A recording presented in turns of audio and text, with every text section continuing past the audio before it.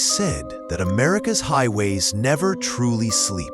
By day, they are filled with the sounds of engines, radios, and truckers chasing the horizon. But at night, something else takes over. Shadows stretch across the asphalt, whispers ride the wind, and old legends come alive. Tonight, we bring you the story of John Miller, a truck driver who took one last job and drove straight into a nightmare. Stay with us till the very end, and don't forget to subscribe to Real Horror Stories if you dare. John Miller had been a trucker for over 20 years. He had driven through deserts, snowy mountains, and stormy nights, but he never believed in the ghost stories that other drivers shared at truck stops. To him, the road was just the road, dangerous only when you weren't paying attention. But that would change one cold October night when he accepted a last-minute job hauling cargo across Route 66. The job was simple, a delivery from Flagstaff, Arizona to Amarillo, Texas. Nothing unusual, except that every trucker he knew refused to take this particular run after midnight. They warned him of strange figures, phantom lights, and a woman who appeared on the roadside only to vanish once she entered the cab. John laughed it off. "Ghosts don't ride 18-wheelers," he joked. But deep down, a chill ran through him. By 10 p.m., John was on the road. The hum of the engine was steady, the dashboard lights glowing soft green. The highway stretched endlessly before him, a black ribbon under the silver light of the moon. He turned on his CB radio, hoping for chatter from other drivers, but the channel was silent, unusually silent for a Friday night. He pushed the thought away, sipping his lukewarm coffee. Around midnight, the fog began to thicken. It rolled across the highway like smoke, swallowing the road signs and cutting visibility down to almost nothing. John slowed the truck, eyes straining to catch the lines on the road. That's when he saw her, a lone woman standing on the shoulder, dressed in white, waving for help.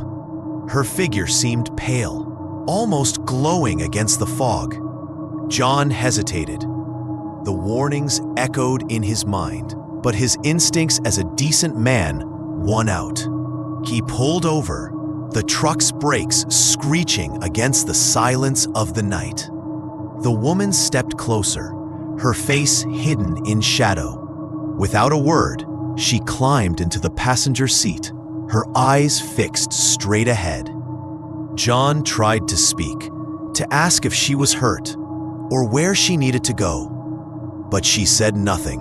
The silence was unbearable. John cleared his throat and tried again. "Where are you headed?" Still nothing, not even a nod.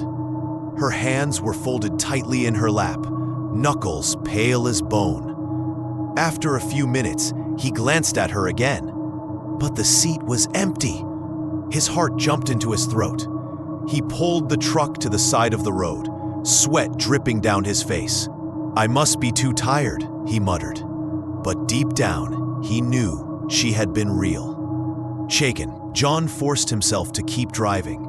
The clock on his dashboard read 12:45 a.m. He gripped the wheel tightly, telling himself he just needed to make it to the next truck stop. But then, he heard it. A sound so faint, he thought it was in his head at first. The sound of a child's laughter. It echoed from the back of his trailer, muffled but distinct. Panic surged through him. He slammed the brakes, the truck screeching to a halt on the empty highway. He jumped out and ran to the trailer doors, fumbling with the lock. The doors swung open, the cold night air rushing in. Inside, nothing, just empty crates. But as he stood there, the laughter echoed again, this time right behind him. He spun around. The road was empty. John rushed back into the cab, slamming the doors shut and locking them. His hands trembled as he tried to start the engine, but the truck wouldn't turn over. He cursed under his breath, twisting the key again and again. Suddenly, his CB radio crackled to life. Static filled the cab, followed by a whisper that made his blood run cold. It was his name. John. He snatched the mic. "Who is this?" he demanded. The voice came again, clearer this time. "You shouldn't have stopped."